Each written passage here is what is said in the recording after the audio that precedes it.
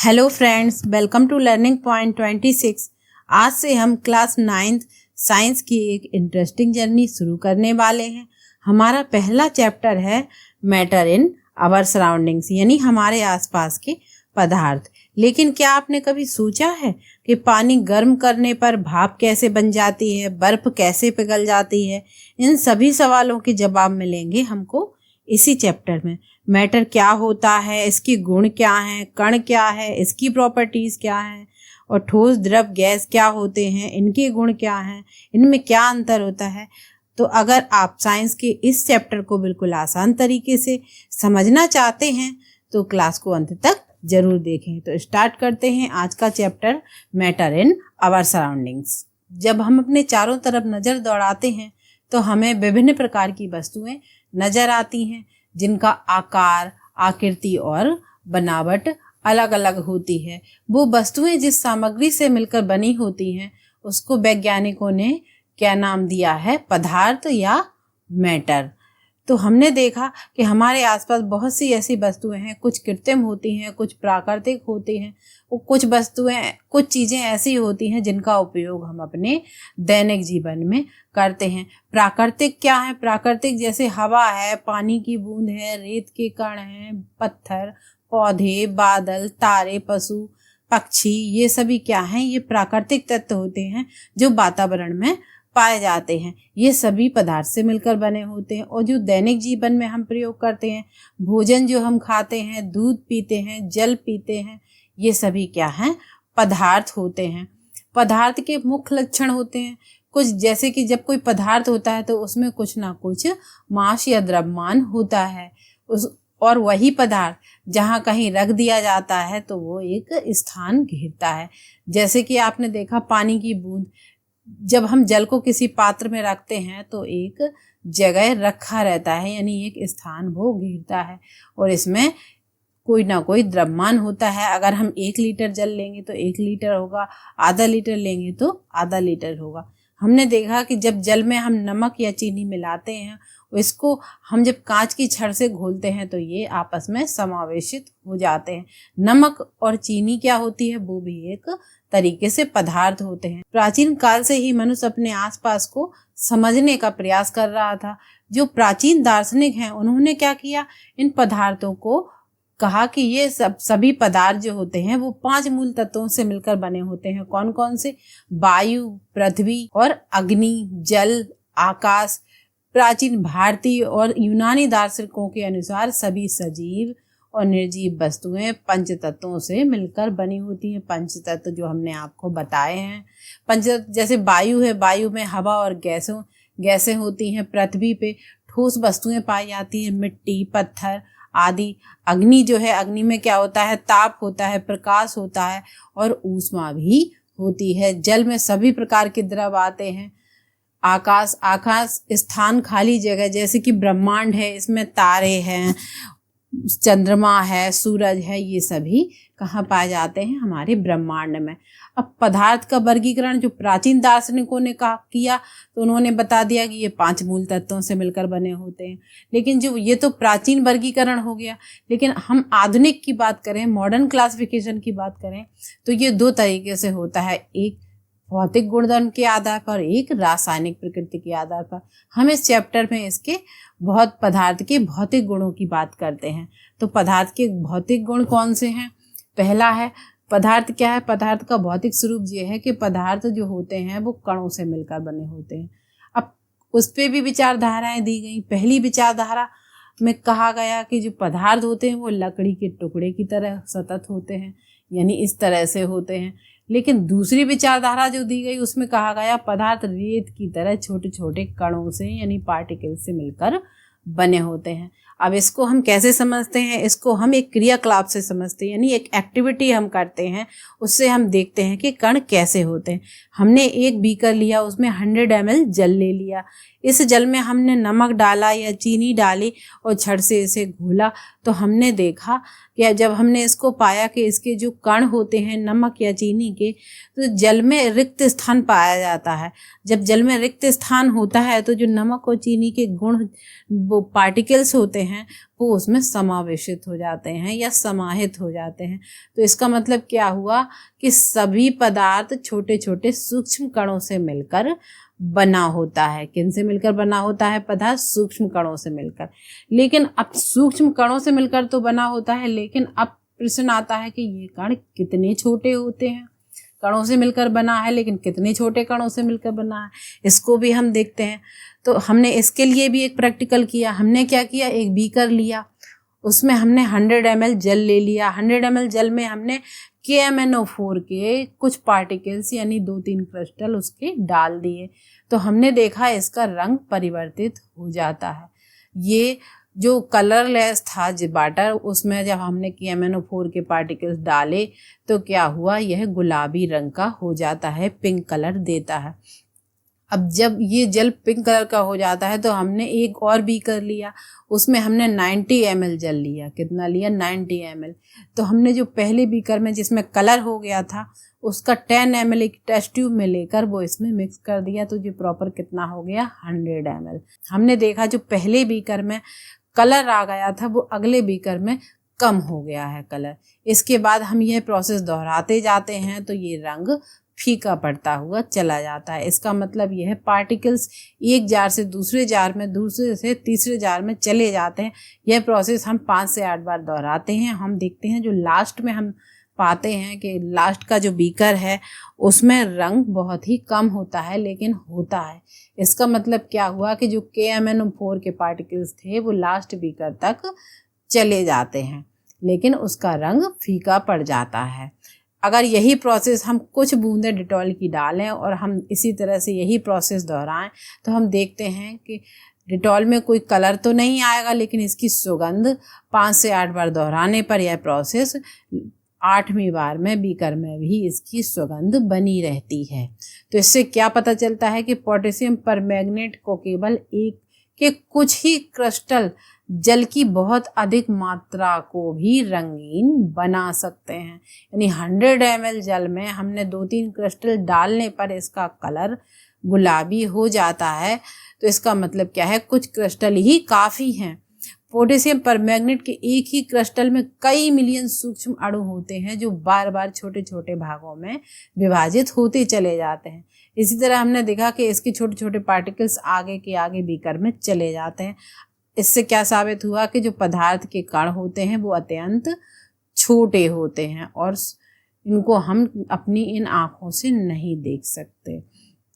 तो हम देखते हैं, ये तो हो गई इसकी बात। अब हम कण की बात करें तो छोटे छोटे कणों से मिलकर बना होता है और कण कितने छोटे होते हैं ये भी हमने देखा। अब हम जाने कि पदार्थ के जो कण हैं उनके क्या गुण होते हैं। तो जब हमने जल लिया था 100 ml एक बीकर में तो हमने देखा उसमें रिक्त स्थान होता है। इसका मतलब क्या हुआ कि पदार्थ के कणों के बीच में रिक्त स्थान पाया जाता है। जब हम पानी में नमक या शक्कर, डिटॉल या पोटेशियम परमैंगनेट डालते हैं तो अब हम देखते हैं कि पदार्थ के जो कण होते हैं उनमें क्या गुण पाए जाते हैं। तो सबसे पहले हम बात करते हैं कि पदार्थ के जो कण हैं उनके बीच में क्या होता है, रिक्त स्थान पाया जाता है। रिक्त, जब हमने जल का एक बीकर लिया था तो हमने देखा उसमें कुछ चीनी या नमक के पार्टिकल्स डाले तो उसमें समाहित हो जाते हैं। तो इसी तरह हमने, अगर हम नींबू की शिकंजी बनाते हैं या नींबू का शरबत बनाते हैं तो उसमें उसके पार्टिकल समाहित हो जाते हैं। हम कोई भी घोल बनाएं, अगर हम कॉफ़ी बनाते हैं या चाय बनाते हैं तो वो मिश्रण जो है होता है एक दूसरे में पदार्थ मिश्रित अवस्था में चला जाता है। इसका मतलब क्या हुआ कि जल जो है या जो पदार्थ के कण हैं उनमें रिक्त स्थान पाया जाता है। इससे साबित हो गया कि पदार्थ के जो कण होते हैं उनमें पर्याप्त रिक्त स्थान पाया जाता है। अगली बात करें हम, एक तो हो गया कि पदार्थ के जो कण हैं उनमें रिक्त स्थान है। अगला नेक्स्ट जो इनका करैक्टर है कि पदार्थ के जो कण होते हैं वो कैसे होते हैं, गतिशील होते हैं। यानी इसमें मूवमेंट होती है, एक जगह से दूसरी जगह, दूसरी जगह से तीसरी जगह, ये मूव करते रहते हैं। तो ये कैसे हम देखते हैं, ये देखते हैं जब हम अगरबत्ती को किसी जगह जला देते हैं तो हम देखते हैं कि पूरे घर में उसकी महक आती है। अगर दरवाजे खुले हुए हैं तो उसकी महक सब जगह फैलती है। ये कैसे, जो उसकी महक फैल रही है तो उसके जो पार्टिकल्स हैं सुगंध के वो एक जगह से दूसरी जगह मूव करते हैं, यानी कणों में मूवमेंट होती है, गतिशील अवस्था में रहते हैं। इसी तरह हम देखते हैं अपने दैनिक जीवन में कि हमने एक गिलास जल लिया, उसमें हमने नील डाल दिया या स्याही डाली तो हमने देखा धीमे धीमे वो पूरे गिलास में मिक्स हो जाते हैं। इससे क्या साबित हुआ कि इसमें भी देखा हमने कि पार्टिकल्स मूव कर रहे हैं। और यदि हमने शहद ली और एक गिलास में पानी लिया और शहद को मिक्स करने की कोशिश की तो शहद मिक्स तो हो जाती है लेकिन थोड़ा समय लेती है, क्योंकि शहद थिक रहती है या गाढ़ी अवस्था में रहती है। तो मूवमेंट तो यहाँ भी हुआ, पार्टिकल्स तो मूव यहाँ भी किए। अगर हम इस जल को गर्म करते हैं या इसको हमने कहा इसको टेम्परेचर दिया हमने, तो टेम्परेचर से क्या होता है, जो पार्टिकल्स की मूवमेंट है वो तीव्र हो जाती है, यानी इनकी गतिज ऊर्जा बढ़ जाती है। तो इससे पार्टिकल्स तेज गति से एक जगह दूसरी जगह मूव करने लगते हैं। तो इससे क्या देखा कि गति पदार्थ के कण निरंतर गतिशील अवस्था में रहते हैं और उनकी गतिज ऊर्जा उनमें होती है। ताप बढ़ने पर क्या हुआ, गति तीव्र हो गई, जैसा कि मैंने आपको बताया। अब ये सब प्रोसेस होती क्या है, दो विभिन्न पदार्थों को कणों का स्वतः आपस में अंतः मिश्रित होना ही विसरण कहलाता है। जैसे कि जल में चीनी और नमक का घोल में चीनी और नमक के पार्टिकल मिक्स हो गए तो ये क्या कहलाया, विसरण की प्रोसेस कहलाई। जैसे कि ये धुआं वायुमंडल में मिक्स हो जाता है, अगरबत्ती की जो सुगंध है मिक्स हो जाती है, तो वो भी क्या कहलाई, विसरण के द्वारा होता है। ये भी विसरण के द्वारा मिक्स होता है और शहद भी विसरण के द्वारा। तो ये सब चीज़ें क्या होती हैं, विसरण यानी डिफ्यूज़न। जब दो पदार्थ अंतः मिक्स हो रहे हैं तो कौन सी प्रोसेस हो रही है, डिफ्यूज़न। लेकिन जब कण मूवमेंट करते हैं तो इसका क्या अर्थ हुआ कि इनमें गतिज ऊर्जा होती है या कण गतिशील होते हैं। कुछ पदार्थ ऐसे भी होते हैं जो अपनी ठोस अवस्था से द्रव अवस्था में आए बिना सीधी गैस अवस्था में चले जाते हैं। जैसे कि कौन है, कपूर, जो हम अपने दैनिक जीवन में भी इसका प्रयोग करते हैं। अमोनियम क्लोराइड का हम चूर्ण लेते हैं और इसको हीट देते हैं तो हम देखते हैं कि होता क्या है, ये तुरंत ही हीट देते देते ये अपनी ठोस अवस्था से सीधी द्रव अवस्था में परिवर्तित हो जाता है। इस प्रोसेस को क्या कहते हैं, सब्लिमेशन या ऊर्ध्वपातन की प्रक्रिया। वह प्रक्रिया जिसमें कोई ठोस पदार्थ द्रव अवस्था में आए बिना सीधे गैसीय अवस्था में परिवर्तित हो जाता है, गैस पुनः सीधे ठोस में बदल जाती है। तो यह प्रोसेस क्या कहलाती है, ऊर्ध्वपातन की प्रोसेस कहलाती है। अब हम देखते हैं कि हमने दैनिक जीवन में विसरण का कहाँ कहाँ यूज किया, विसरण की प्रोसेस कहाँ कहाँ होती है। एक तो हमने आपको अगरबत्ती का उदाहरण दिया था कि अगरबत्ती को हमने जलाया तो सुगंध पूरे घर में फैल गई। किसके द्वारा, विसरण के द्वारा, और क्या, कणों की मूवमेंट के द्वारा। इसी तरह चाय या कॉफ़ी का बनना, हमने प्लेन मग लिया, उसमें गर्म पानी लिया और जब हमने टी बैग उसमें डाला तो इस मग में जो जल का कलर है वो अलग हो जाता है, यानी चाय की जो पत्ती का बैग है, टी बैग है, वो अपना कलर इसमें छोड़ देता है। विसरण की प्रोसेस होती है तो ये इस तरह से कलर छोड़ देता है, यानी एक पदार्थ दूसरे में समाहित हो जाता है। इसी तरह जलीय जो पौधे होते हैं वो ऑक्सीजन लेते हैं और जीवों द्वारा भी गैसों का आदान प्रदान होता है। कौन सी प्रोसेस के द्वारा, विसरण के द्वारा। जब हम खाना बनाते हैं और वह चारों तरफ उसकी महक फैल जाती है, ये भी किसके, हवा में फैलती है, किसके द्वारा, विसरण। इसी तरह पानी में चीनी या नमक का घोलना, ये भी विसरण के द्वारा होता है। दो पदार्थ एक दूसरे में मिक्स हो जाते हैं। और कभी हम बाहर जाते हैं तो हमने परफ्यूम अपनी त्वचा पे लगाया तो हमने देखा यह परफ्यूम पूरी त्वचा पे फैल जाती है, इसकी सुगंध, वो भी किसके द्वारा होता है, विसरण के द्वारा फैलती है। इसी तरह हमने एक ग्लास में पानी लिया तो उसमें हमने नील डाला या स्याही डाली तो हमने देखा ये भी कण धीमे धीमे फैलने लगते हैं, यानी विसरण की प्रोसेस यहाँ भी हमें देखने को मिलती है। और रेस्पिरेशन में जो हम ऑक्सीजन लेते हैं, कार्बन डाइऑक्साइड छोड़ते हैं, तो ये आदान प्रदान भी विसरण के द्वारा होता है। हीलियम गैस का गुब्बारे में फैलना किस तरह होता है, हीलियम गैस के कण गुब्बारे के भीतर आपस में फैलकर पूरे गुब्बारे को समान रूप से भर देते हैं। तो ये किस द्वारा होता है, विसरण की प्रोसेस द्वारा। अर्थात हम कह सकते हैं कि जो डिफ्यूजन है वह प्रक्रिया है जिसमें कण स्वतः ही उच्च सघनता वाले क्षेत्र से कम सघनता वाले क्षेत्र की ओर फैल जाते हैं। कणों में क्या होती है, गतिजूरता होती है। कणों में क्या होता है, स्पेस होता है, रिक्त स्थान होता है। नेक्स्ट जब हम बात करते हैं, कणों की बात कर रहे थे, कणों में रिक्त स्थान हो गया, कणों में गतिज ऊर्जा हो गई, और कणों में ही विसरण की प्रोसेस होती है जब एक पदार्थ दूसरे पदार्थ के साथ समाहित हो जाता है। अब हम पदार्थ के कण देखते हैं, तो पदार्थ के कणों में एक दूसरे को आकर्षित करने की भी क्षमता होती है, लेकिन कब होती है? अब जी आकर्षित करने की क्षमता तो ही आकर्षण बल होता क्या है? पदार्थ के कणों के बीच में एक बल कार्य करता है, उसे हम क्या कहते हैं? जो उन्हें बांध के रखता है कणों को पास पास, तो उसे हम क्या कहते हैं? आकर्षण बल, यानी फोर्स ऑफ अट्रैक्शन। हमने देखा जब हमने एक दो समूह लिए, एक समूह में हमने बच्चों को जो एक दूसरे के हाथ से कसकर पकड़ने को कहा, और एक समूह वाले में हमने उनको उंगली के सहारे एक दूसरे को पकड़ने को कहा। तो जो कसकर हाथ पकड़कर खड़े हुए थे उनको तोड़ा हमने, तो उनमें हमें थोड़ी मेहनत लग गई, उन्हें हमें तोड़ना आसान नहीं हुआ। लेकिन जो उंगली से पकड़े हुए थे तो उनको हमने आसानी से तोड़ दिया। इसका मतलब क्या हुआ? जब अट्रैक्शन ज़्यादा होगा, जोड़ ज़्यादा होगा, तो उसको तोड़ना आसान नहीं हो, और जिसका जोड़ कम होगा उसको तोड़ना आसान होगा। ये भी एक एक्टिविटी है एक तरीके से। और इसी तरह से हम जब लोहे की कील के कण सबसे अधिक कैसे होते हैं? अधिक बल से एक दूसरे से जुड़े होते हैं। क्यों? क्योंकि वह ठोस अवस्था में पाए जाते हैं, जिसके कारण उसे हथौड़ा मारकर तोड़ा तो जा सकता है लेकिन अलग नहीं किया जा सकता। तो इसमें सबसे ज़्यादा क्या पाया जाता है? आकर्षण बल। उससे कम होता है चौक में। जब चौक में हम मार देते हैं या तोड़ देते हैं तो वो टुकड़ों में बट जाती है, वो जल्दी बट जाती है, आसान तरीके से चौक को तोड़ा जा सकता है। तो सबसे अधिक किस में होता है? सबसे कम होता है रबड़ बैंड में, सबसे अधिक होता है लोहे की कील में। रबड़ बैंड को हम जब खींचते जाते हैं तो एक स्थिति ऐसी आती है कि वह टूट जाती है। अब हम किसी नल की धारा लेते हैं तो उंगली लगाने पर भी धार नहीं कटती। क्यों नहीं कटती? क्योंकि उसमें आकर्षण बल होता है। आकर्षण की वजह से वह धारा जुड़ी हुई रहती है। तो अब आपने देखा आकर्षण बल होता है कणों में।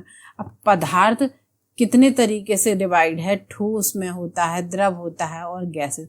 पदार्थ की 3 स्टेट होती हैं। तो हमने देखा कि पदार्थ के 3 स्टेट होते हैं। इसी तरह से हमने कुछ प्रश्न हल करते हैं तो हम देखते हैं कि इसमें पूछा गया है कि आप इसमें से छांटिए। कुर्सी, वायु, स्नेह, गंध, घृणा, बादाम, विचार, शीत और शीतल पेयजल या खुशबू। इसमें से पदार्थ क्या है? तो पदार्थ क्या है? कुर्सी है, वायु है, बादाम है और शीतल पेयजल है। और ये पदार्थ नहीं है। स्नेह क्या होता है? एक दूसरे से प्रेम करना, तो वो उसमें क्या है? ये एक फीलिंग्स होती है या एक भावना होती है। घृणा, किसी से घृणा करना, ये भी एक भावना है। और किसी के प्रति विचार लाना, ये भी भावना है। और शीत, किसी को रोना धोना, ये भी एक फीलिंग्स है। तो ये पदार्थ नहीं होते हैं। अब अगला प्रश्न हम जब लेते हैं, गर्म गर्म खाने की सुगंध कई मीटर दूर चली जाती है और ठंडे खाने की महक लेने के लिए हमें पास जाना पड़ता है। क्यों? गर्म खाने के कणों का तापमान अधिक होने के कारण उनमें गतिज ऊर्जा अधिक होती है। मैंने आपको बताया था जब हम किसी पदार्थ को टेम्परेचर देते हैं तो उसके जो कण हैं उनकी गतिज ऊर्जा बढ़ जाती है। जब गतिज ऊर्जा बढ़ जाती है तो मूवमेंट तेज गति से होने लगती है और कण इधर उधर फैलने लगते हैं। इसी तरह जब हमने खाना गर्म किया तो इसकी गतिज ऊर्जा, इसमें उपस्थित कणों की गतिज ऊर्जा बढ़ गई और वो इधर उधर मूव करने लगे। इसी तरह जब खाना ठंडा है तो उसके कण आपस में जुड़े हुए हैं, उनकी गतिज ऊर्जा कम है तो वो ज़्यादा दूर तक उसकी महक नहीं जाती है। तो इसको सुगंध लेने के लिए इस खाने के हमें पास आना पड़ता है। अब अगले प्रश्न की हम बात करें, स्विमिंग पूल में गोताखोर जो होते हैं वो पानी काट जाते हैं। इससे क्या साबित होता है?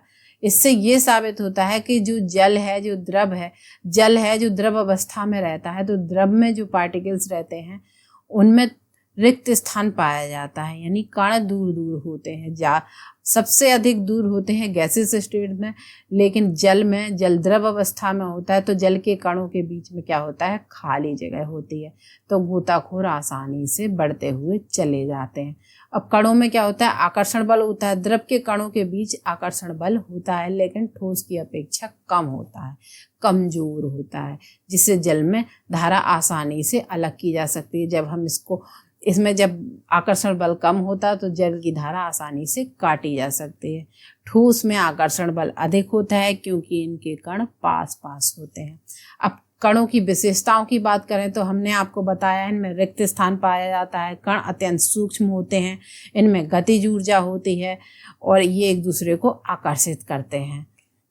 तो ये सब क्या हैं? ये सब कणों के गुण हैं। तो अब हम बात करते हैं कि पदार्थ जो है कितनी अवस्थाओं में पाया जाता है। पदार्थ पाया जाता है 3 अवस्थाओं में, ठोस, द्रव और गैसेस स्टेट में।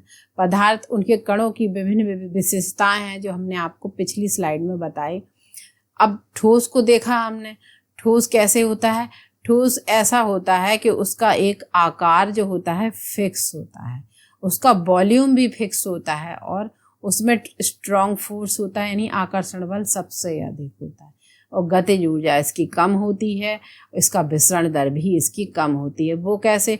जब इसके कण पास पास होंगे तो इनमें आकर्षण बल कैसा होगा? अधिक होगा। और जब इसमें कण पास पास होंगे तो इस पे क्या होगा? इस पर प्रेशर नहीं लगाया जा सकता, इसका वॉल्यूम जो है फिक्स होगा और इसका आकार भी फिक्स होगा। अगर हम इसको तोड़ते हैं तो ये टूट जाएगा लेकिन अपना आकार नहीं बदलेगा। इसी तरह द्रव की जब हम बात करें, भाई दूध हो या जल हो, तो इनके कण जो होते हैं दूर दूर होते हैं, लेकिन ठोस की अपेक्षा दूर दूर होते हैं, तो इसका जो आकार है वो निश्चित नहीं होता। क्यों? जब दूध को या पानी को हम किसी दूसरे बर्तन में डालते हैं, अगर हम इसे बड़े बर्तन में डालते हैं तो ये उसका आकार लेते हैं, और गिलास में डालते हैं तो ये गिलास का आकार ले लेते हैं, लेकिन इनका वॉल्यूम नहीं बदलता है। जितना वॉल्यूम होगा वो तो फिक्स होगा कि अगर हमने 1 लीटर दूध लिया या आधा लीटर पानी लिया तो उतना ही रहेगा, लेकिन इसका आकार निश्चित नहीं होता है। जिस बर्तन में रख दिया जाए उसका आकार ले लेता है। अब जब इसके अणु थोड़ी दूर दूर होंगे तो इनका आकर्षण बल कैसा होगा? ठोस की अपेक्षा कम होगा। इसी तरह काइनेटिक एनर्जी, इसकी जो गतिज ऊर्जा है वो भी कम हो, लेकिन इसकी विसरण दर जो है, इसकी विसरण दर इससे अधिक होगी। किससे अधिक होगी? ठोस की अपेक्षा अधिक होगी। और गतिज ऊर्जा भी है, जब अणु दूर दूर होंगे तो मूव भी आसानी से कर सकेंगे। तो कण जो द्रव रहते हैं उनकी गतिज ऊर्जा ठोस की अपेक्षा अधिक होती है। अब हम गैसेस स्टेट की बात करें तो गैस में क्या हुआ? हमने बैलून को देखा, हवा से भरा हुआ है। हमने जल देखा, जब इसको गर्म करते हैं तो भाप की तरह उड़ जाता है। तो इसके अणु क्या हैं? दूर दूर हुए, तो इसके कण बहुत दूर दूर होते हैं, उससे इसमें अधिक रिक्त स्थान पाया जाता है। कण स्वतंत्र रूप से तेज गति से मूव करते हैं, तो ना ही इसका आकार फिक्स हुआ, ना ही इसका वॉल्यूम फिक्स हुआ, और इसमें आकर्षण बल भी बहुत ही कम हुआ। क्यों हुआ? क्योंकि इसके अणु बहुत दूर दूर होते हैं, लेकिन इसके अणु मूवमेंट इनमें ज़्यादा होती है, तो इसकी गतिज ऊर्जा जो है वो अधिक होती है, और ये मिक्स भी बहुत जल्दी होते हैं, तो इनकी विसरण दर भी सबसे अधिक होती है। अब हम बात करते हैं ठोस अवस्था की, यानी सॉलिड स्टेट की। तो सॉलिड स्टेट के हमने आपको कैरेक्टर बताए, तो इनका क्या हुआ? आकार फिक्स हुआ। जैसे कि हमने टेबल है या कोई पत्थर हमने किसी जगह रख दिया तो ये उस जगह स्थान घेरता है, और वह इसका आकार हम बदल नहीं सकते। हम सोचें कि इसको फोल्ड करके रख दें या तोड़ के रख दें, इसको छोटी जगह में रख दें, तो नहीं रख सकते। इसका मतलब क्या है? ये इसका आकार निश्चित है, इसका आयतन भी निश्चित है, क्योंकि इसको जैसे रखा है वैसा ही रखा रहेगा। लेकिन इनमें संपीड़ितता जो है कैसी होती है? नगण्य होती है। इसको प्रेशर में नहीं लगाया, इस पर प्रेशर नहीं लगाया जाता है। ठोस पदार्थों को आसानी से दबाया नहीं जा सकता। क्यों? क्योंकि इनके कण तो जो है पहले से ही पास पास हैं, तो इनको और पास कैसे लाया जा सकता है? इनमें क्या होता है? रिजिडिटी पाई जाती है। वहाँ बल लगाने पर ठोस अपना आकार नहीं बदलते हैं, लेकिन टूट जाते हैं। इनका आकार तो जैसे का तैसा ही रहता है। अब इनकी विसरण दर जो है बहुत ही कम होती है, या 0 के बराबर होती है, नगण्य होती है। तो कणों की व्यवस्था कैसी हुई? पास पास हुए ठोस। इनमें आकर्षण बल कैसा हुआ? अधिक हुआ, क्योंकि कण पास पास हैं। गतिज ऊर्जा इनमें कम हुई। जब कण आकर्षण बल से जुड़े हुए हैं तो वो मूवमेंट नहीं कर पाते, और विसरण दर भी इसकी कम है, क्योंकि ठोस को किसी चीज़ में मिक्स करना आसान नहीं होता है। अब हम कुछ इसके अपवाद भी होते हैं। रबड़ बैंड को लें, अगर आपसे पूछा जाए कि रबड़ बैंड ठोस है, द्रव है, गैस है, किस स्टेट में पाए, तो रबड़ बैंड क्या होता है, ठोस होता है। क्या होता है, ठोस। बाहर बल लगाते हैं तो इसका आकार तो हमने बदल दिया, लेकिन बल हटाने पर यह पुनः अपनी स्थिति में आ जाता है। और जब हम ज़्यादा बल लगाएंगे तो ये टूट जाएगा। ठोस की यही तो इसका गुण होता है कि अगर हम इस पर अधिक बल लगाते हैं तो ये टूट जाता है, लेकिन अपनी स्थिति, अपना आकार नहीं बदलता है। अब हम नमक या चीनी की बात करें कि ये क्या है, ठोस है, द्रव है कि गैस, तो ये भी ठोस है, क्योंकि जब इनके क्रिस्टल को हम हथेली में रखते हैं तो चीनी के क्रिस्टल को क्या हम दबा सकते हैं, नहीं दबा सकते। नमक के क्रिस्टल को हम दबा सकते हैं, नहीं दबा सकते। ये जैसे के तैसे रहते हैं, तो ये क्या है, ठोस है। इसी तरह स्पंज, जो स्पंज होती है तो उसमें क्या होती है, गैस भरी होती है, यानी उसमें क्या होता है, वायु, एयर भरी हुई होती है। तो जब इसे दबाते हैं तो यह एयर बाहर निकल जाती है, इससे इसका संपीड़न संभव हो जाता है, यानी इसको दबाया जा सकता है। लेकिन जब हम इस पर प्रेशर हटा देते हैं तो यह वापस अपनी स्थिति में आ जाती है। अब हम बात करते हैं द्रव अवस्था की। तो द्रव क्या है, द्रव का हमने बताया आपको कि आकार तो इसका जो है, इसका आकार निश्चित नहीं होता है, क्योंकि इसको जिस बर्तन में रख दिया जाए तो यह उसका आकार ले लेता है। अगर इसको हम बड़े बर्तन में रख दें तो बड़े का आकार ले लेगा, और छोटे बर्तन में रख दें तो छोटे का आकार ले लेता है। लेकिन इसका आयतन निश्चित होता है, यानी इसकी क्वांटिटी निश्चित होती है। अगर हम आधा लीटर जल लेते हैं तो आधा लीटर ही रहेगा, या 1 लीटर दूध लेते हैं तो 1 लीटर रहेगा। इसमें क्या होता है, तरलता पाई जाती है, बहाव होता है। जब हम द्रवों को बहाते हैं तो इनका आकार बदल जाता है, इसीलिए ये दृढ़ नहीं बल्कि क्या होते हैं, तरल होते हैं। क्योंकि हमने इसको फैलाया तो ये अपना आकार तुरंत बदल दिया। जल, जब हमने पानी पर पानी डाला, जूस या तेल गिरने पर बहने लगता है, एक जगह से दूसरी जगह चला जाता है। अब दैनिक जीवन में हमारे क्या क्या उपयोग है, जल का द्रव अवस्था में जो पाए जाते हैं पदार्थ, जैसे जल है, दूध है, तेल है, मिट्टी का तेल, जूस और जो कोल्ड ड्रिंक वगैरह हैं, ये सब क्या हैं, ये तो सारे द्रव अवस्था में पाए जाते हैं। प्रयोगशाला में जो हम केमिकल यूज़ करते हैं, अल्कोहल है, वो भी द्रव अवस्था में। जो पारा है वो द्रव है, द्रव धातु होती है। ये कई प्रकार के रसायन ऐसे होते हैं जो द्रव अवस्था में पाए जाते हैं। अब जो द्रवों में विसरण की दर ठोसों की अपेक्षा अधिक क्यों होती है, अधिक इसलिए होती है विसरण की दर, क्योंकि इसमें रिक्त स्थान पाया जाता है द्रवों में। द्रव अवस्था में कण के जो स्वतंत्र रूप से होते हैं, इनमें रिक्त स्थान होगा तो इसमें क्या होगा, विसरण। जब रिक्त स्थान होगा तो किसी दूसरे पदार्थ के लिए पहले से ही जगह है तो उसमें समाहित हो जाएगा, इसलिए इसकी विसरण दर अधिक होती है। ठोस का द्रव में विसरण कैसे होता है, जैसे जब हमने जल लिया उसमें नमक या चीनी डाली तो वो उसमें घुल जाते हैं। अब द्रव का द्रव में विसरण, जैसे हमने पानी में स्याही डाल दी तो वो भी उसमें समाहित हो जाती है। अब गैस का कैसे होगा, तो वातावरण में जो गैसेस हैं, ऑक्सीजन है, कार्बन डाइऑक्साइड है, वो भी विसरित हो जाते हैं। अब ठोस के अणु क्या हैं, पास पास हैं, इसके कण इसके दूर दूर हैं द्रव के, और गैसेस के और दूर दूर हैं। अब हम बात करते हैं किसकी, गैस स्टेट की। तो जो गैसेस स्टेट हैं उनका आकार भी निश्चित नहीं है, जहाँ उसको कर दिया जाए वैसा हो जाएगा, और इसका ना ही आयतन निश्चित है, ना ही ये जिस पात्र में रख दिए जाएं उनका आकार ले लेंगे। अगर हम इसके प्रसार की बात करें तो खुले स्थान में छोड़ दूँ तो गैसें सभी दिशाओं में फैल जाती हैं। अगर अगरबत्ती को हम बीच आंगन में जलाएंगे तो वह सभी जगह फैलेगी। तो कह सकते हैं कि गैस का जो प्रभाव है या प्रसार है वो चारों तरफ होता है। कणों के बीच में रिक्त स्थान भी बहुत अधिक पाया जाता है। आकर्षण बल, जब रिक्त स्थान ज़्यादा होगा तो आकर्षण बल अपने आप कम हो जाता है। अब कणों की गति क्या है, इनकी गति जब ये स्वतंत्र होते हैं तो मूवमेंट अधिक होती है, इसमें विसरण दर भी अधिक होती है, क्योंकि स्पेस ज़्यादा है, रिक्त स्थान ज़्यादा है तो अगले पदार्थ को जगह भी ज़्यादा मिलेगी। अब जो गैस है उनको हम आसानी से संपीड़ित कर सकते हैं, यानी उसमें आसानी से प्रेशर लगाया जा सकता है। इसको हम एक किस तरीके से समझते हैं, हम क्या करते हैं, 3 सिरिंज लेते हैं, कितनी 100 ml की। तो हमने एक सिरिंज में भर दी वायु, और दूसरी सिरिंज में भर दी हमने क्या, द्रव अवस्था का कोई पदार्थ ले लिया, और तीसरी सिरिंज में हमने चौक के टुकड़े लिए। अब हमने तीनों के कॉर्क पर क्या लगा दिया, पिस्टन पर हमने वैसलीन लगा दी और ऊपर से हमने कॉर्क लगा दिया। अब देखा जब हम इस पर प्रेशर लगाते हैं तो हम देखते हैं हवा वाली जो सिरिंज है वो आसानी से दब जाती है, यानी इसको आसानी से संपीड़ित कर सकते हैं।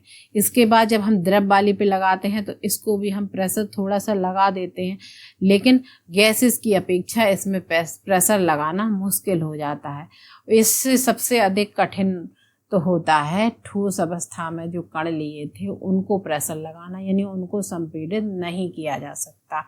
तो इस तरह हमारे दैनिक जीवन में भी बहुत सी चीज़ें, जैसे एलपीजी है, घरों में खाना बनाने में जिसका उपयोग करते हैं, तो गैस को आसानी से संपीड़ित करके इन सिलेंडरों में हम भरा जाता है। इसी तरह से जो ऑक्सीजन सिलेंडर हैं इसको भी संपीड़ित करके इनमें भरा जाता है। तो गैस के जो कण होते हैं वो क्या होते हैं, उनमें रिक्त स्थान अधिक होगा और गैस के कणों के बीच आकर्षण बल भी बहुत कम होगा। इनके कण एक दूसरे से स्वतंत्र रूप से गति करते रहते हैं। अब हम बात करते हैं कुछ प्रश्नों की। तो गैस को द्रव में परिवर्तित करने के लिए कौन सी विधियां अपनाई गई? सबसे पहले गैस को जब द्रव में बदलना है तो क्या करते हैं, इसमें प्रेशर लगाते हैं, दाब लगाया गया और ताप लगाया गया, दोनों चीज़ें लगाई गई। तो जब हमने दाब लगाया तो क्या हुआ और ताप लगाया तो क्या हुआ, तो जो गैस है वो किस अवस्था में, जब दाब और ताप दोनों लगाए तो क्या हुआ, इसको हम लिक्विड स्टेट में परिवर्तित कर सकते हैं। गैस को द्रव बनाने के लिए दाब को बढ़ा दिया जाता है और तापमान को घटा दिया जाता है, तो क्या होता है, द्रव अवस्था में परिवर्तित हो जाता है। ठोस और द्रवों में कण पास पास होते हैं, इसलिए उनका घनत्व कैसा होता है, अधिक होता है। गैसों के कण जो हैं स्वतंत्र रूप से तेज गति से मूव करते हैं, आकर्षण बल कम होता है और रिक्त स्थान इनमें अधिक होता है। किसमें, गैसेस में। अब हम गैसों की तुलना में ठोस और द्रवों का घनत्व अधिक क्यों होता है? जब ठोस एवं द्रवों के कण एक दूसरे के अधिक निकट होते हैं, इनके जो कण हैं एक दूसरे के पास होते हैं, तो उनके बीच में रिक्त स्थान कम हो जाता है, इसलिए इनका घनत्व तो कैसा होता है, यानी आयतन में अधिक कण उपस्थित होंगे जिससे उनका घनत्व गैसेस की अपेक्षा अधिक हो जाता है। जब कण ज़्यादा है तो घनत्व उनका अपने आप ज़्यादा हो जाता है। सबसे अधिक घनत्व किसका होता है, ठोस का। अब हमने क्या किया, गैस पे प्रेशर लगाया और इस पर ताप हमने घटा दिया तो ये द्रव अवस्था में परिवर्तित हो गया। अब हम गैस को क्या करते हैं, पूरी तरह से पात्र को भर लेते हैं, जिसमें हम देखते हैं कि गैस के कणों के बीच आकर्षण बल बहुत कम होता है। क्यों होता है, क्योंकि इनके अणु कण या दूर दूर स्वतंत्र रूप से फ्रीली घूमते हैं, तो चारों तरफ फैल जाते हैं। अब हमने गैस को संपीड़ित किया, दाब लगाया, तो क्या हुआ, इसके जो कण हैं जब हमने इधर से प्रेशर लगाया तो ये पास आ जाते हैं, तो इसको संपीड़ित कर दिया हमने। तो दाब देने पर क्या हुआ, कण पास आ गए, इसलिए गैसेस को आसानी से संपीड़ित किया जा सकता है। यह प्रश्न आता है कि गैसों को क्या आसानी से संपीड़ित किया जा सकता है? हाँ, बिल्कुल किया जा सकता है। इस पे दाब लगाते हैं तो यह द्रव अवस्था में बदल जाते हैं, यानी ठोस तो नहीं कह सकते लेकिन द्रव अवस्था में परिवर्तित हो जाती है। कुछ ऐसे पदार्थ भी हैं जो गैस से सीधे ठोस में परिवर्तित हो जाते हैं। गैस द्रवों की अपेक्षा अधिक तेजी से विसरण करती है, बिल्कुल करती है, क्योंकि गैस के जो अणु हैं जो दूर दूर होते हैं, जब वो स्वतंत्र तरीके से घूमते हैं, उनमें स्पेस होता है, तो दूसरा पदार्थ जो है उसमें समाहित होने के लिए जगह बनी रहती है। इस तरह से वो पास पास या दूर दूर रहते हैं। अब हम बात करते हैं कि क्या पदार्थ अपनी अवस्था बदल सकता है? बिल्कुल बदल सकता है। पदार्थ ठोस से द्रव में और द्रव से गैस में हो सकता है। इसके कण जो हैं पास पास हैं, इसमें जगह नहीं है, लेकिन इसके कण थोड़े से दूर हैं तो इनमें स्पेस हो गया। और गैस के जो हैं इसके कणों में और भी स्पेस हो गया, इस पदार्थ के कणों में। तो क्या हुआ, जब हमने ऊष्मा दी तो हमने बर्फ को ऊष्मा दी तो ठोस क्या हुआ, इस द्रव अवस्था में परिवर्तित हो गया। फिर हमने और दी हीट तो क्या हुआ, गैसेस स्टेट में हो गया। अब जब हमने इस गैस को ठंडा किया तो यह द्रव अवस्था से और ठंडा किया तो यह ठोस अवस्था में चला गया। तो तापमान बढ़ाने से गति बढ़ती है किसकी, कणों की, और पदार्थ उच्च ऊर्जा अवस्था में आ जाता है। और तापमान जब हम घटा देते हैं तो गति कम हो जाती है, पदार्थ निम्न अवस्था में आ जाता है। अब प्रेशर बदलने से भी कणों के बीच की दूरी और आकर्षण बल में परिवर्तन हो जाता है। इस प्रकार क्या हमने साबित किया कि ताप को कम कर दें और दाब को बढ़ा दें तो पदार्थ की अवस्था बदलना आसान हो जाता है। तो हम देखते हैं कि कैसे हम ताप का प्रभाव किसी पदार्थ पर पड़ता है। तो हमने एक बीकर में क्या लिया, बर्फ़ के टुकड़े लिए।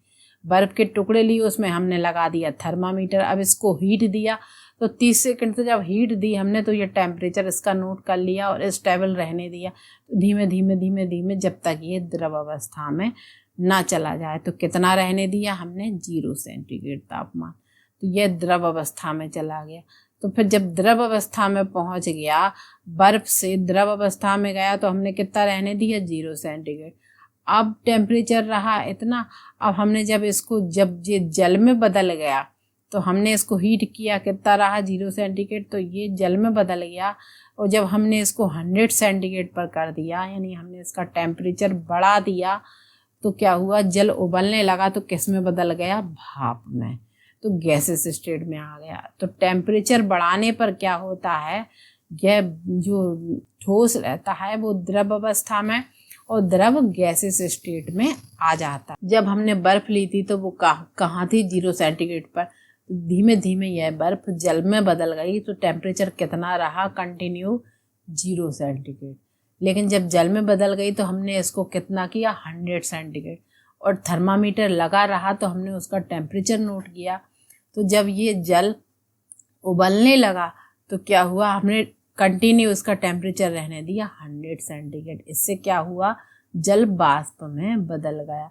अब ऊष्मा दी तो ठोस द्रव में और द्रव गैस में परिवर्तित हो जाता है। ये तो हुआ तापमान का इफेक्ट किस तरीके से होता है। तो इसमें कई प्रोसेस होती हैं। एक तो हो गई गलनांक, वह नियत तापमान जिस पर कोई ठोस पदार्थ द्रव अवस्था में परिवर्तित हो जाता है तो उसको क्या कहते हैं, उसका गलनांक कहते हैं। गलनांक पर पदार्थ का तापमान कैसा रहता है, स्थिर रहता है। जैसे बर्फ का गलनांक कितना है, 0 सेंटीग्रेड। तो कितना हुआ, 273.15 केल्विन। अब गुप्त ऊष्मा की बात करें, लेटेंट हीट, जब कोई पदार्थ अपनी अवस्था बदलता है, अपनी स्टेट बदल रहा, तो तब वह ऊष्मा को क्या कर रहा, एब्जॉर्ब कर रहा या इसको त्याग रहा या अवशोषित कर रहा। तो उसका तापमान नहीं बदलता है। क्या होता है, तापमान नहीं बदलता है। इस ऊष्मा को क्या कहते हैं, लेटेंट हीट या गुप्त ऊष्मा कहते हैं। गुप्त का अर्थ हुआ छिपी हुई ऊष्मा।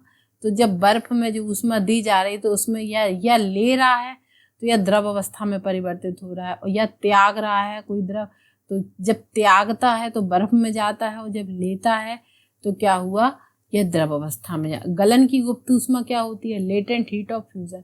किसी ठोस पदार्थ के 1 किलोग्राम द्रव्यमान को उसके गलनांक पर बिना तापमान बदले द्रव अवस्था में बदलने की जो आवश्यक ऊष्मा होती है उसको क्या कहते हैं, गलन की गुप्त ऊष्मा कहते हैं। इसे संलयन की गुप्त ऊष्मा भी कहा जाता है। गलन की गुप्त ऊष्मा या संलयन की गुप्त ऊष्मा भी कहते हैं।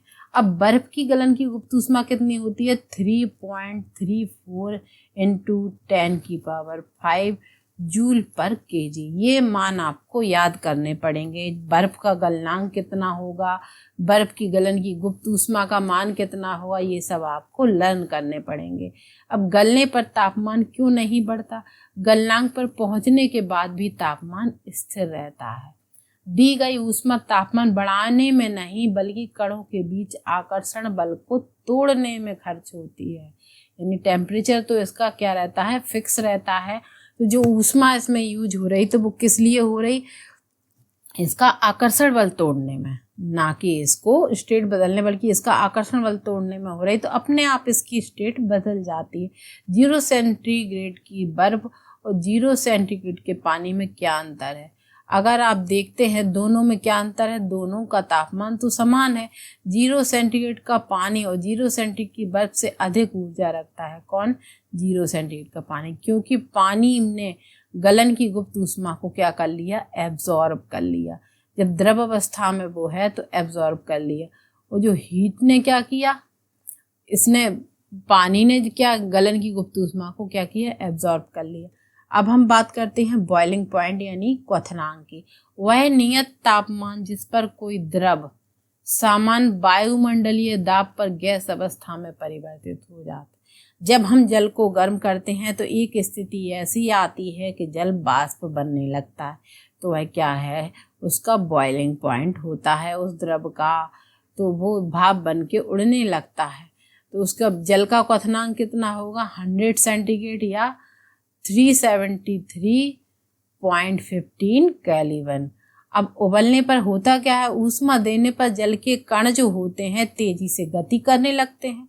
एक नियत तापमान पर कणों की ऊर्जा है इतनी बढ़ जाती है कि आकर्षण बल को छोड़ देते हैं। जब उनमें गतिज ऊर्जा बढ़ जाएगी तो वो भागने लगेंगे इधर उधर और द्रव गैस अवस्था में अपने आप बदलने लगता है। तो जल के लिए यह तापमान कितना होता है, 373 kelvin. 100 centigrade is equal to 273 plus 100 is equal to 373 kelvin. तो क्या हुआ, द्रव जो हुआ ऊष्मा लेकर गैस अवस्था में परिवर्तित हो गया। अब वाष्पन की गुप्त ऊष्मा की बात करें, लेटेंट हीट ऑफ वेपोराइजेशन। किसी द्रव के 1 किलोग्राम द्रव्यमान को उसके क्वथनांक पर बिना तापमान बदले भाप में बदलने के लिए आवश्यक ऊष्मा को वाष्पन की गुप्त ऊष्मा कहा जाता है। जल की वाष्पन की गुप्त ऊष्मा लगभग कितनी होती है, 22.5 इंटू 10⁵ जूल पर किलोग्राम। अब 100 सेंटीग्रेड की भाप अधिक जलन क्यों देती है, इसलिए देती है 100 सेंटीग्रेड की जो भाप होती है और 100 सेंटीग्रेड का जल समान तापमान पर तो होते हैं। भाप में वाष्पन की गुप्त ऊष्मा अतिरिक्त रूप से संचित होती है। किसमें, भाप में। जो वाष्पन की प्रोसेस है उसकी गुप्त ऊष्मा संचित होती है, इसलिए भाप अधिक ऊष्मा छोड़ती है और अधिक गंभीर जलन पैदा करती है। आपने देखा कि जितना हम गर्म पानी से नहीं जलते उतना हम गर्म भाप से जल जाते हैं। जो रोटी की भाप लग जाती है उससे हम अधिक जल जाते हैं। इसीलिए जल जाते हैं क्योंकि इसमें वाष्पन की गुप्त ऊष्मा संचित रहती है भाप में। अब 100 सेंटीग्रेड पर पानी और भाप में क्या अंतर है, तापमान तो समान है। भाप में पानी की तुलना में अधिक ऊर्जा होती है, किसमें, भाप में होती है, क्योंकि भाप ने जो वाष्पन की गुप्त ऊष्मा को क्या किया, उसने एब्जॉर्ब कर लिया। अब हम बात करें तापमान परिवर्तन का इफेक्ट। आपने देखा तो क्या हुआ, ठोस द्रव में बदल गया और द्रव गैस में बदल गया। अगर हम यही ऊष्मा हटा लेते हैं तो क्या होता है, ठोस द्रव में और द्रव गैस में बदला था, अब गैस द्रव में और द्रव ठोस में बदल जाता है। अब क्या है, मेल्टिंग पॉइंट से क्या हुआ, जब हम किसी का मेल्टिंग पॉइंट बढ़ाते हैं तो क्या हुआ, ठोस से द्रव। अब फ्रीजिंग पॉइंट पे क्या होता है, द्रव से ठोस बनता है, और इवापोरेशन होता है तो द्रव से क्या बनता है, गैस बनती है। वाष्पन होता है, संघनन से गैस से द्रव बनता है। और सब्लिमेशन की प्रोसेस में तो क्या हुआ, ठोस से द्रव नहीं बना बल्कि ठोस से सीधी गैस में बदल गया। जो हमने आपको बताया था कि जब हम कपूर लेते हैं, जिसे हमने क्या किया, इसका चूरन लिया और चीनी की प्याली ली, उसमें डाल दिया, एक कीप को हमने इसके ऊपर रख दिया इस तरह से। इस प्याली के ऊपर हमने क्या रखा, इस प्याली के हमने एक रुई का टुकड़ा रख दिया। जो हमने रुई का टुकड़ा रखा था तो हमने देखा इस चीनी की प्याली को हमने धीरे धीरे हीट दी। जब हमने ऐसे हीट दी तो हमने देखा कि अमोनियम जो क्लोराइड है उसका क्या हुआ, वह सीधा ही गैसेस स्टेट में बदल जाता है। तो ऊपरी भाग में दिखाए कुछ पदार्थ गर्म करने पर द्रव अवस्था में आए बिना सीधे गैस में बदल जाते हैं, थोड़ा ठंडा करने पर वापस ठोस में आ जाते हैं। तो इस प्रक्रिया को क्या कहते हैं, सब्लिमेशन या ऊर्ध्वपातन की प्रक्रिया कहते हैं। अर्थात वह प्रक्रिया जिसमें कोई ठोस द्रव अवस्था में आए बिना सीधे गैसेस में बदला। तो क्या हुआ, और जब ठंडा किया तो गैसेस से सीधे ठोस में बदला। तो यह प्रोसेस कहलाती है सब्लिमेशन। अब ये टेबल आपको याद करनी पड़ेगी क्योंकि ये एग्जाम में आती है। बर्फ का गलनांक कितना है, 0 सेंटीग्रेड यानी 273 केल्विन, 100 सेंटीग्रेड यानी 373 केल्विन, और बर्फ की गलन की गुप्त ऊष्मा कितनी है, 3.34 इंटू 10⁵ जूल पर केजी। जलन की वाष्पन की गुप्त ऊष्मा कितनी है, 22.5 इंटू 10⁵। तो अब ये तो हो गया तापमान का इफेक्ट। अब हम देखते हैं दाब का क्या इफेक्ट पड़ता है। जो दाब है, जब हम इसको किसी चीज़ को पे प्रेशर लगाते हैं, यानी जब हम जानते हैं कि जब हमने कणों पर प्रेशर लगाया तो कण क्या होते हैं, पास पास आ जाते हैं। जब पास पास आ जाते हैं तो ये इनके अणु कण जो हैं जुड़ जाते हैं, आकर्षण बल इनमें बढ़ जाता है। किसी प्रेशर दाब बढ़ाने पर क्या हुआ, गैस को हमने संपीड़ित कर दिया और कणों के बीच की दूरी अपने आप कम हो जाती है। जब हमने इसको संपीड़ित किया तो धीरे धीरे दूरी कम हो गई। इसी तरह हमने देखा जब ड्राई आइस लेते हैं, ड्राई आइस को क्या कहते हैं, CO2। ड्राई आइस को CO2 कहते हैं। यह द्रव अवस्था में आए बिना गैस में परिवर्तित हो जाती है। पदार्थ की अवस्थाएं कितनी बताएं, ठोस, द्रव, गैस। तापमान और दाब पर निर्भर करती हैं ये दोनों अवस्थाएं। आपने देखा कि ठोस जो है CO2, जिसे हम ड्राई आइस कहते हैं, उसका क्या, जब वायुमंडलीय दाब का मान 1 एटमॉस्फेयर हो तो ठोस CO2 यानी ड्राई आइस द्रव अवस्था में आए बिना सीधे गैस में बदल जाती है। यही कारण है कि ठोस कार्बन डाइऑक्साइड को शुष्क बर्फ या ड्राई आइस कहा जा सकता है। ठोस को जब पिघलता है तो क्या होता है, द्रव बनता है। द्रव से क्या होता है, गैस बनती है। कैसे, वाष्पीकरण की प्रोसेस से। जब आपने देखा कि जब द्रव को हम गर्म करते हैं तो क्या होता है, यह धीरे धीरे वाष्प में उड़ने लगता है और गैस जब सीधा ठोस में बदलती है तो यह प्रोसेस कहलाती है ऊर्ध्वपातन। अब हम बात करते हैं कुछ प्रश्नों की। तो इसमें क्या हुआ, तापमान को हम सेल्सियस में कैसे बदलते हैं। 300 केल्विन को हमने जब सेल्सियस में बदलना हुआ तो जो इसका मान था 273 से इसे माइनस कर देंगे तो 27 सेंटीग्रेड आ जाएगा। इसी तरह जब हम 573 केल्विन को सेंटीग्रेड में बदलेंगे तो इसमें क्या करेंगे, हम फिर 273 इससे माइनस कर देंगे तो फिर 300 सेंटीग्रेड आएगा। इसी तरह अगला प्रश्न क्या है, किसी भी पदार्थ की अवस्था परिवर्तन के दौरान हमें तापमान स्थिर क्यों रहता है। अवस्था परिवर्तन के समय दी गई जो ऊष्मा रहती है उसे बढ़ाने में नहीं लगती बल्कि उसका आकर्षण बल तोड़ने में लगती है। मैंने बताया था पिछले में आपको कि आकर्षण बल उसका तोड़ने में इसकी ऊष्मा यूज होती है, ना कि इसका तापमान बढ़ाने में। इस ऊष्मा को क्या कहते हैं, लेटेंट हीट या गुप्त ऊष्मा कहा जाता है। इसलिए अवस्था परिवर्तन के दौरान तापमान कैसा रहता है, स्थिर रहता है। अब हम अगले प्रश्न की बात करें कि तापमान पर जल की भौतिक अवस्थाएं क्या होंगी। एक 250 सेंटीग्रेड पर क्या होगा और 100 सेंटीग्रेड पर क्या होगा। जब 250 सेंटीग्रेड पर जल का क्वथनांक 100 सेंटीग्रेड होता है तो 250 सेंटीग्रेड और 100 सेंटीग्रेड सेल्सियस से अधिक होता है। जब 250 सेंटीग्रेड 100 से अधिक होगा तो जल कैसा होगा, गैसीय अवस्था में। तो कैसा होगा, भाप की अवस्था में। और जब 100 सेंटीग्रेड की बात करें तो जल का क्या होगा, क्वथनांक है। इस तापमान पर जल द्रव अवस्था तथा गैस दोनों अवस्थाओं में रह सकता है, क्योंकि जल को जब हम गर्म करते हैं तो द्रव अवस्था में बदलना प्रारंभ हो जाता। अब वायुमंडलीय जो गैसों का द्रव में परिवर्तन करने के लिए कोई ऐसी विधि बताए। वायुमंडलीय जो गैसों को उच्च दाब दिया जाए यानी हाई प्रेशर दिया जाए, देकर और तापमान क्या किया जाए, कम किया जाए तो द्रव अवस्था में परिवर्तित किया जा सकता है। और दाब बढ़ाने से गैस के कण पास पास आ जाते हैं और दाब घटाने पर, दाब बढ़ाएंगे तो कण जो हैं, हमने पहले बताया आपको कि ये कण कैसे होंगे। दाब बढ़ाया तो हमने ये अणु पास आए और प्रेशर लगाया तो और पास आ गए। तो ये दाब बढ़ाने पर अणु उसके कण पास पास आ जाते हैं और तापमान घटाने से उसकी गतिज ऊर्जा कम हो जाती है, जिससे गैस द्रव में बदल जाती है। तो क्या हुआ, गैस किस में बदल गई, द्रव में बदल गई। अब हम बात करते हैं बाष्पीकरण की। बाष्पीकरण की जो प्रोसेस है वो कैसे होती। जब हम इस लेयर में क्या होगा, कम से कम जो बॉइलिंग पॉइंट जो है, जो क्वथनांक है, कम तापमान पर किसी द्रव के वाष्प में बदलने की प्रक्रिया को, जब कोई द्रव वाष्प में बदलने लगता है तो उसे क्या कहते हैं, बाष्पीकरण कहते हैं। आपने देखा कि नदी और तालाबों का जल जब तेज गर्मी पड़ती है, तेज धूप पड़ती है तो अपने आप धीमे धीमे बाष्प बन के उड़ने लगता है और ऊपर बादल बना देता है। वही बादलों को जब ठंडे हो जाते हैं तो वही पानी बरस के यानी गैसेस स्टेट से वापस द्रव अवस्था में परिवर्तित हो जाते हैं। तो द्रवों के ऊपर की सतह पर जो कण होते हैं उनकी गतिज ऊर्जा कैसी इतनी अधिक हो जाती है कि वे अन्य कणों के आकर्षण बल से मुक्त हो जाते हैं, जैसा कि इसमें दिखाई दे रहा है।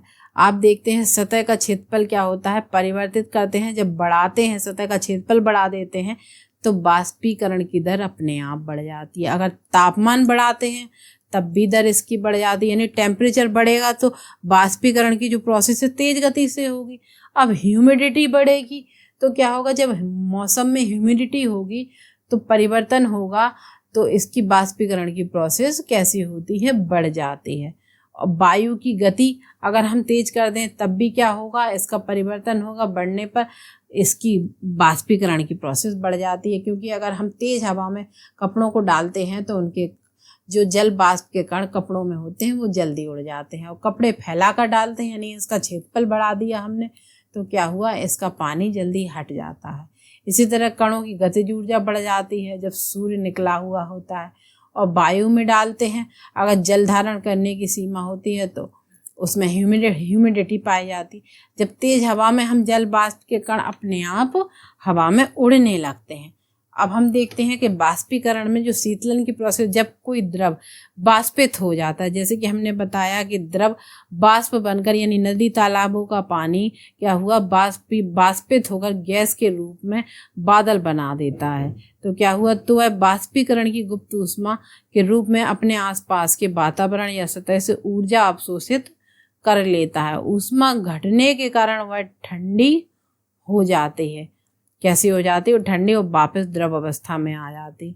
आपने देखा कि गर्मियों में हमारे शरीर में, अगर हम आपसे पूछे कि गर्मियों में सूती कपड़े क्यों पहनते हैं, तो गर्मियों में सूती कपड़े इसलिए पहनते हैं कि सूती कपड़े जल के अच्छे अवशोषक होते हैं। कैसे होते हैं, अच्छे अवशोषक होते, ये पसीना को सोख कर उसे वायुमंडल के संपर्क में फैला दे देते हैं, जिससे क्या होता है, बाष्पीकरण आसानी से या तेज गति से होने लगता है। अब हमारे जीवन में कुछ दैनिक चीज़ें हैं जिनका यूज हम करते हैं। जब हम कभी डॉक्टर के पास जाते हैं तो हमने देखा कि वो हमें इंजेक्शन लगाने के लिए उस जगह स्प्रिट लगाता है, तो हमें क्या महसूस होता है, ठंडक का महसूस होता है। यह क्या है, यह भी एक शीतलन है बाष्पीकरण का। अब देखा आपने, गर्मी के दिनों में पानी छिड़कने से पानी बाष्पित होकर सतह की ओर ऊष्मा सोख लेता है। गर्म छत पर अब जल छिड़कते हैं तो भाप निकलती है। अब मटके का पानी ठंडा कैसे होता है, मटके में क्या होता है, सूक्ष्म छिद्रों में पानी बाहर आ जाता है, यानी बाष्पित होता है, बाहर निकलता है, जिससे क्या होता है, अंदर का पानी ठंडा हो जाता है। इस तरह से आपने देखा कि पदार्थ किन किन स्टेट में पाया जाता है, ठोस, द्रव, गैस, उसमें कितने गुण होते हैं, उनके कणों के क्या गुण हैं, कितने कितने किस किस तरह से कण छोटे होते हैं, रिक्त स्थान है या मूवमेंट करते हैं, ये सब हमने आपको देखा। तो दोस्तों, आज की वीडियो में हमने जाना कि मैटर क्या है और कितनी स्टेट में है। देखा हमने कि ठोस, द्रव, गैस में पाया गया। अगर आपको आज का कॉन्सेप्ट समझ आया हो तो वीडियो को लाइक और दोस्तों के साथ शेयर ज़रूर करें। और अगर आप क्लास 9 साइंस को पूरी तरह आसान तरीके से पढ़ना चाहते हैं तो लर्निंग पॉइंट 26 को सब्सक्राइब करना ना भूलें। अगली वीडियो में हम नए चैप्टर को समझेंगे। तब तक के लिए पढ़ते रहिए, सीखते रहिए और मिलते हैं अगली क्लास में। धन्यवाद।